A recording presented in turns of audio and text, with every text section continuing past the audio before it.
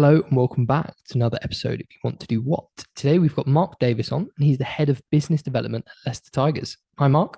Hi guys, good to be here. Thank you for the opportunity. A pleasure to have you on. We're excited. We're both big rugby fans, so it's pretty cool that you work at Leicester Tigers. How do you find that? It's been a lot of fun last 3 months. I won't lie to you. I think that part of the challenge of me joining the Tigers was, the challenge of restoring a club to further glory and the place that it should be and kind of you know dominates to some sort of extent really. And I think we're sat here 2 years later after what happened, and I'd be lying if I thought it was planned within 2 years. But it's yeah, certainly nice to be a part of something when it turns around to such an extent that it has so far. Very cool. So, do you want to tell everyone a bit about what you do, Mark? Yeah, of course. I mean, fundamentally at Tigers, I head up um, what we call all the B2B operations. So, for those that have been in and around sport and stadium and those sort of pieces, it's partnerships and sponsorship. It is a big part of that. Hospitality, events, licensing, and kind of new revenue streams that you can pull to sports clubs as and when evolution lets you be it. So from digital to more membership driven international pieces as such. So it's all encompassing in that sort of regard, really, but fundamentally linked to the corporate side of the business. So let's go back a bit. Did you go to university? What was your first kind of job? All those kind of details, please. Yeah, of course. So so go back a long way now. Feel like it. So I went to university at Coventry University in 1999, doing a sport management degree.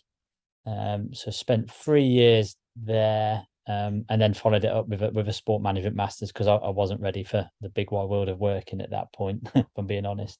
Mm. So Uh, then after that, you've done university. Where did you go?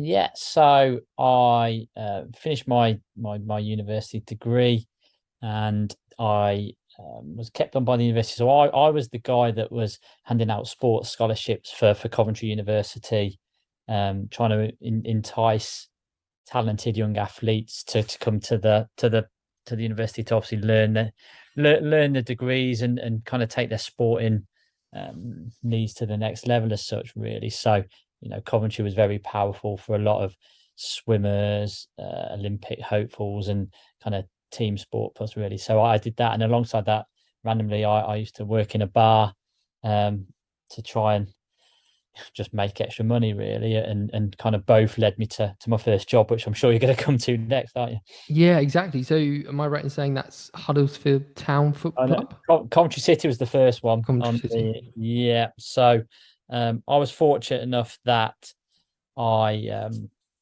they were building what is the CBS arena, but it was obviously the Rico to begin with. So that was a project that had been going on since I started university, and kind of was just finishing, and the management team that were the managing the project as such. It sounds like the raging alcoholics, but would come in my bar on most Thursdays for a nice.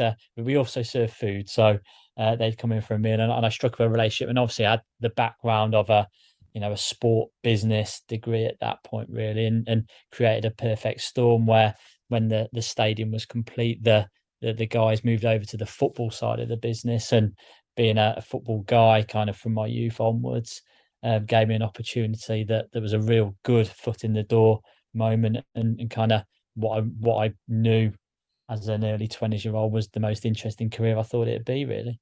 And what was it like working inside the world of football? I can imagine for a lot of people growing up, that's quite a dream. So, what was it? What you expected?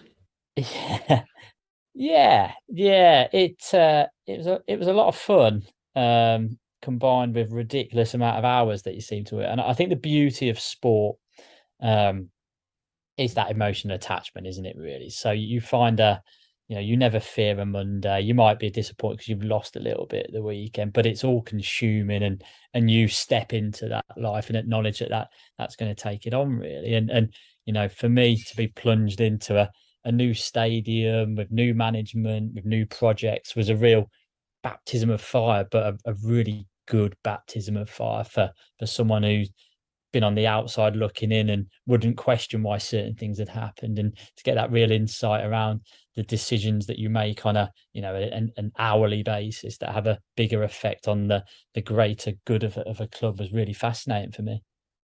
And then your career, you worked through some different football teams, right?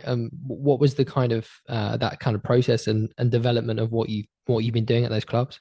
Yeah, and I think when you know, when you step into a sports team and what have you, you kind of, you know, they're so varied, sports businesses, that it takes a while to know, you know, what really excites you within it. And for me, it was always the marketing and the commercial side of businesses. So I knew, you know, quite quickly, you know, getting fans into the shop, all those sort of bits. And then the real kind of learnings from it was that wider commercial bit around, you know, the brand, you know, the advertising boards, when you realize it's more than just a bit of branding, it's all the science and all the bits that goes behind the commercial side of sponsorship and those pieces. So for me, you know, my sweet spot was around the commerciality of the business. And I knew that, you know, that was where I thought my future would lie on that side of it, rather than, you know, the finance and the other bits really. So, you know, for me,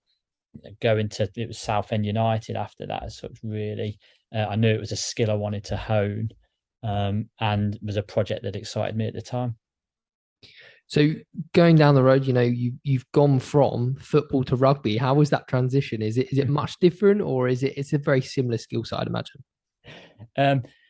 You know, listen, every sport is 80% similar and 20% nuanced to the club rather than the sport itself. And I knew that, but everyone's a little bit different. So I had the joys of joining Tigers in one of the early weeks of, I think it was probably the first week of the first lockdown.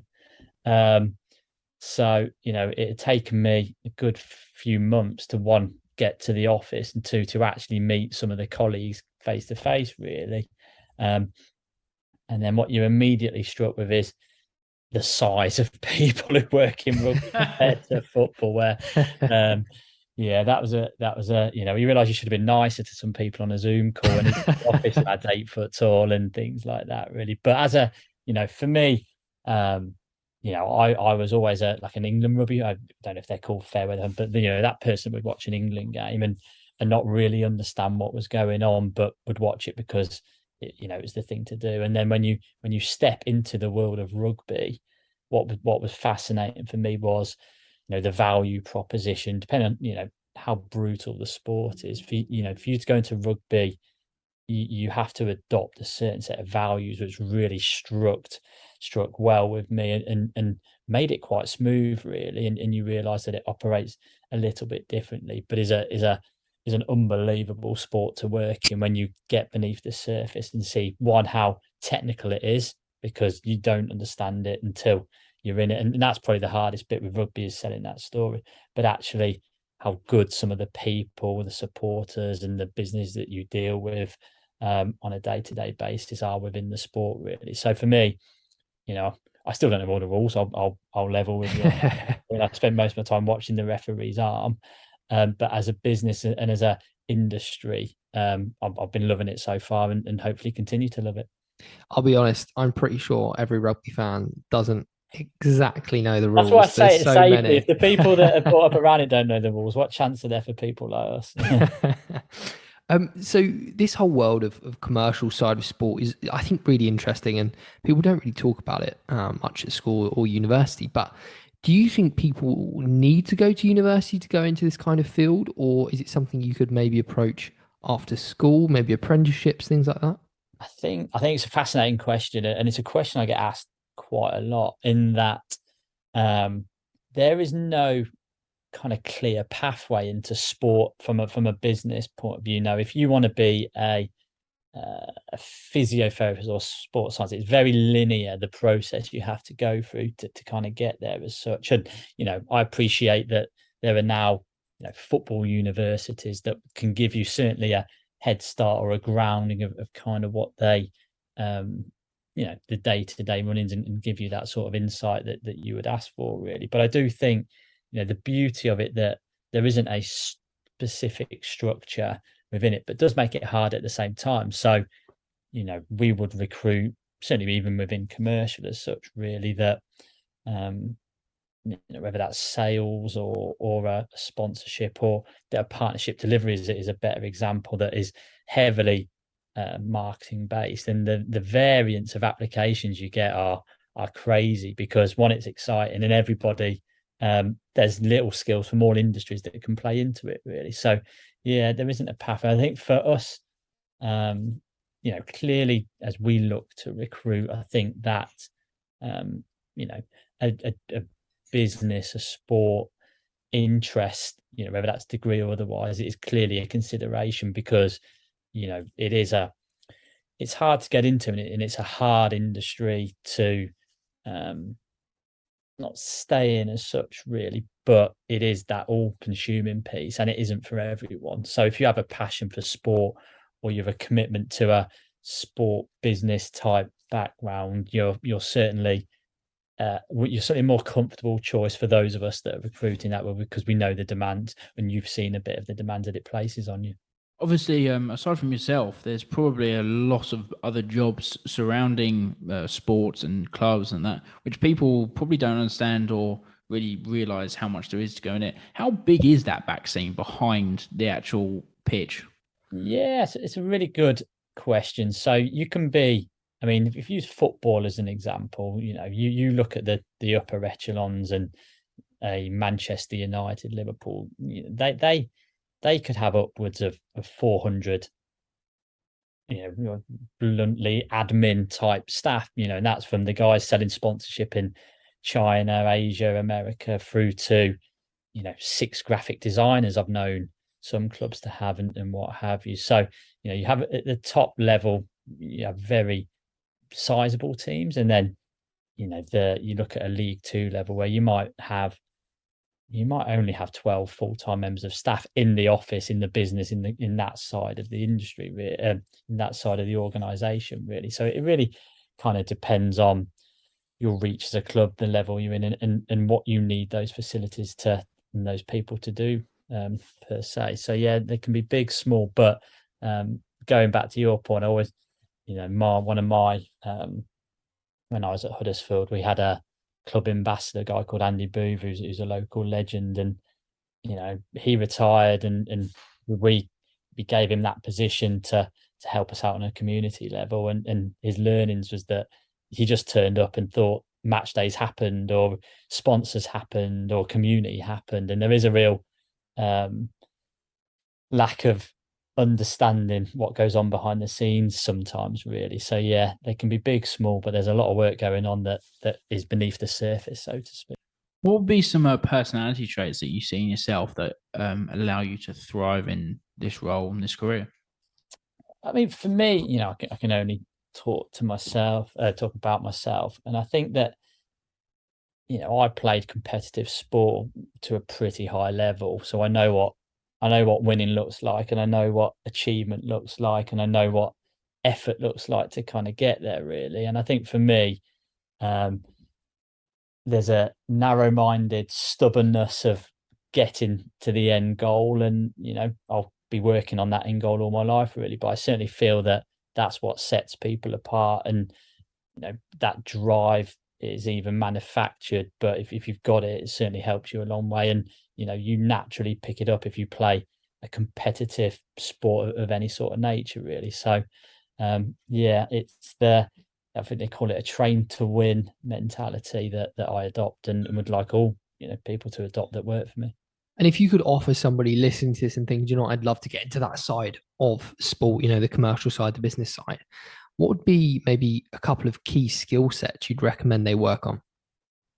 Oh, great question. I think that I think knowledge of an actual club, you know, and you're pretty well versed to get a lot of that information out there, really. So if you know, if you have a good grounding of what goes on behind the scenes as such, really, and certainly some of the challenges, because you know, I've just talked about how big a lot of sports teams are and what the background is, but we're all, you know, relatively small SMEs, 90 5% of our businesses as such, really. So, we're not an Apple and a Google, so we'd never spend 50, 60 grand on marketing campaigns necessarily, unless there was a real transactional piece at the end of it, and what have you. So if you've got an insight of how they work when it comes to that kind of recruitment, and whether you're pitching for a job in marketing or the wider business, will certainly set you aside. And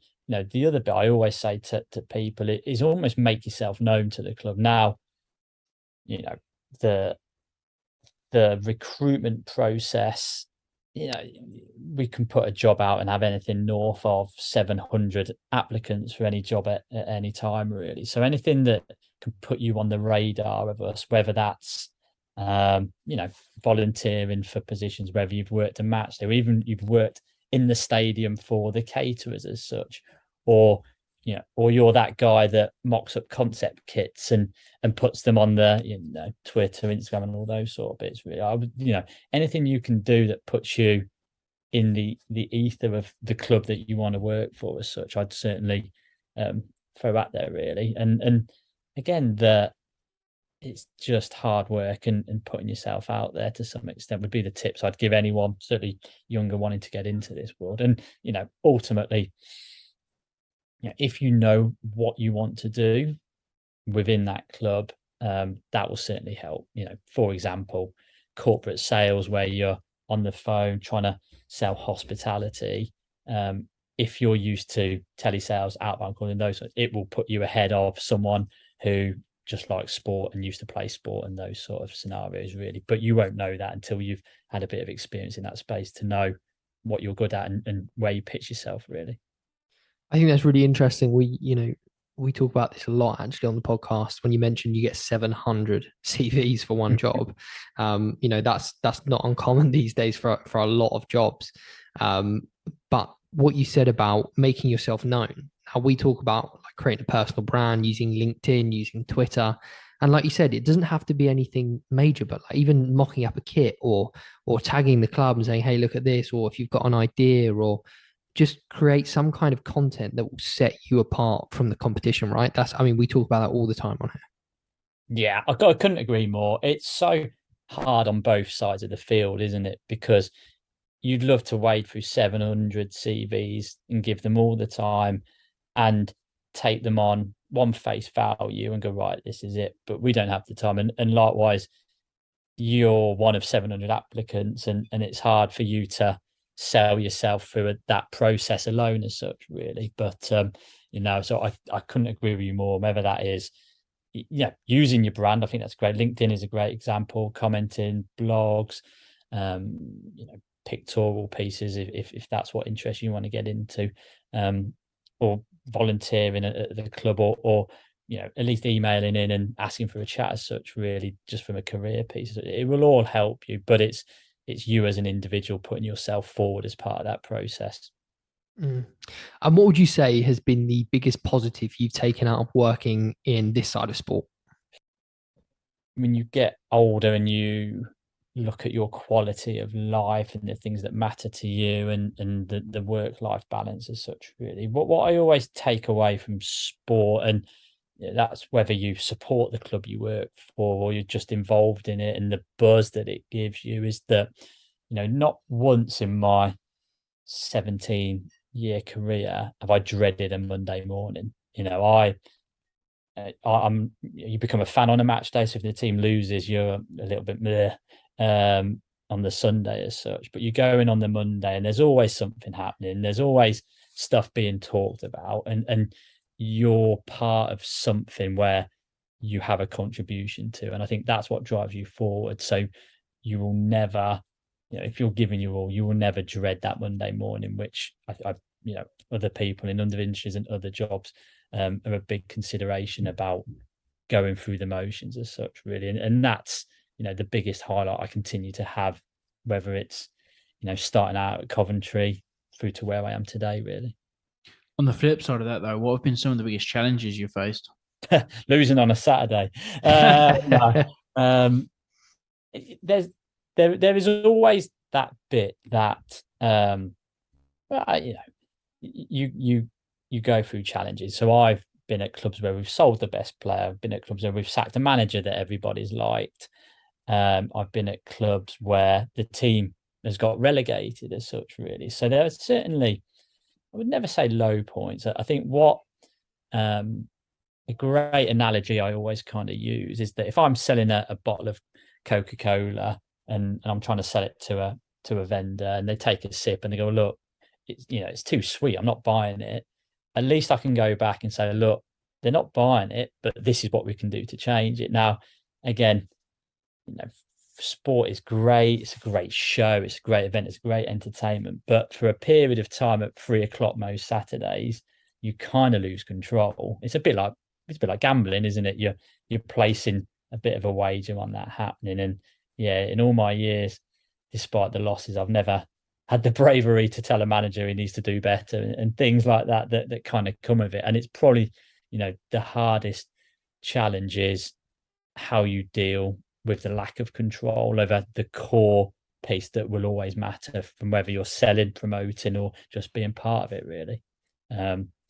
But these are, you step into it and this is it when you go into the industry, and you treat it as a challenge nonetheless. And would you still go into the industry knowing everything you know now?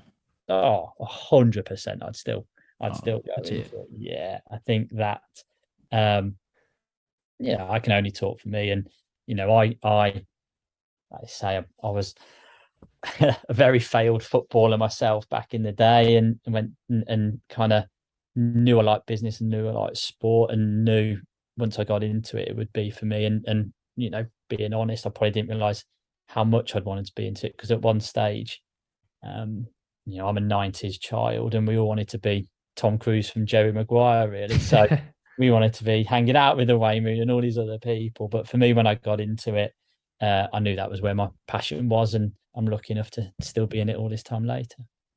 Well, Mark, it's been an absolute pleasure hearing all about your career, and really appreciate your time. Thank you.